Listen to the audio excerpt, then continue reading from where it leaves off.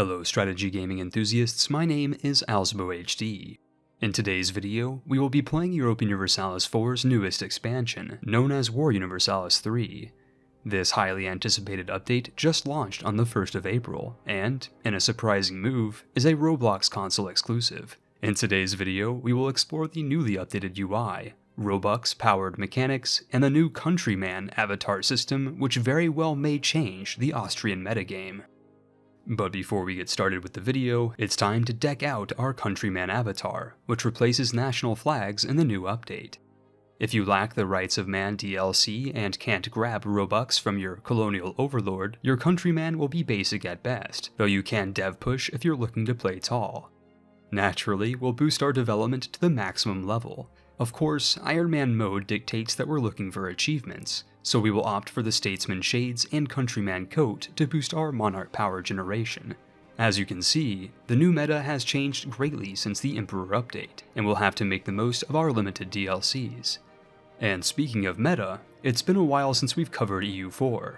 Thousands years have passed since we've learned how to play the game, so we are going to play the tutorial and opt for one of the new starting dates, like 3300 BC.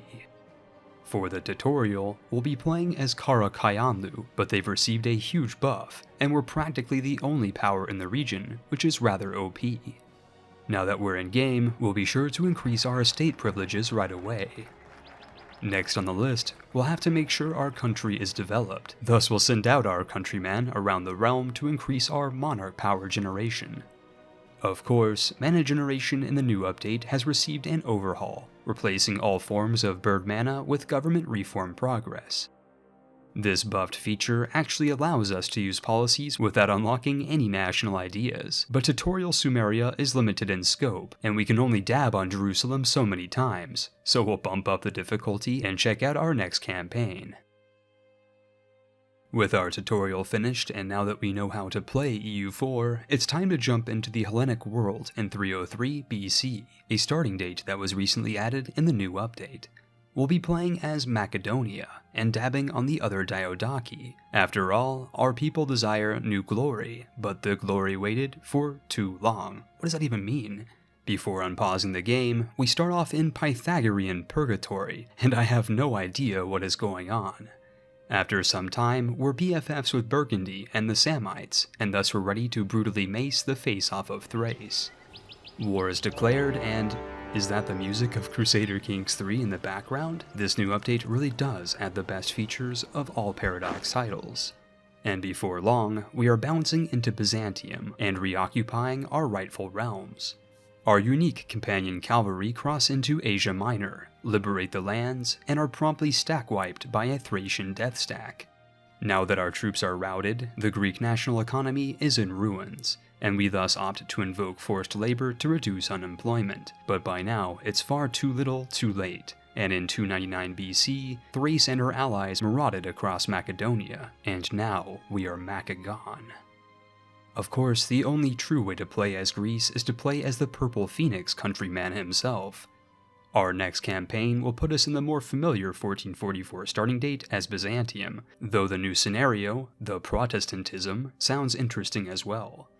Once we are in game, we'll spend 40 Robux credits to play as the most difficult nation in the game.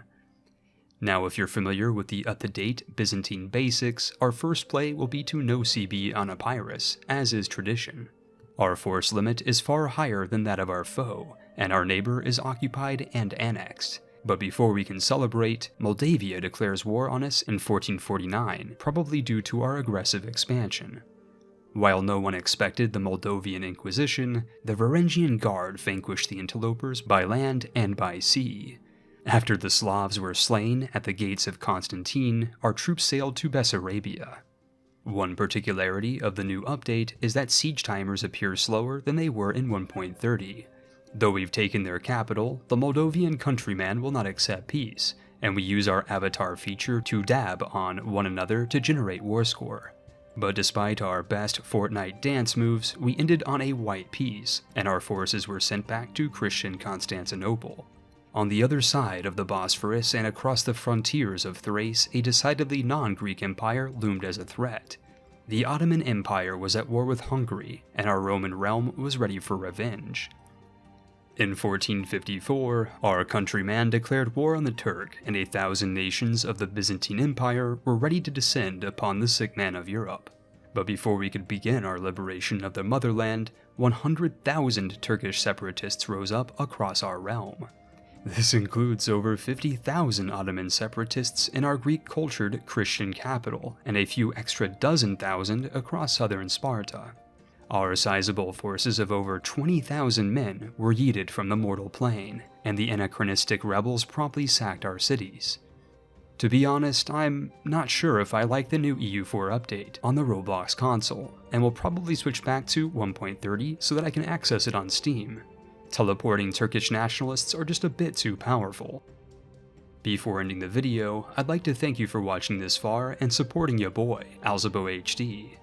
This silly video idea was inspired by a post I saw on Reddit last month in the EU4 subreddit, courtesy of user LotusMC. It's amazing what people are capable of creating, and if you'd like to play Europa Robloxalis yourself, check out the link to War Universalis III by Fred Studio in the description box below. In other news, actual videos are coming out later this month, and will cover CK3, Imperator Rome, Humankind, and of course the previous version of Europa Universalis IV. If you are interested in grand strategy gaming, I further invite you to fabricate a claim on the like button and subscription box of AlzaboHD. These videos are funded by users like you, and without further ado, it's time now to release the credits.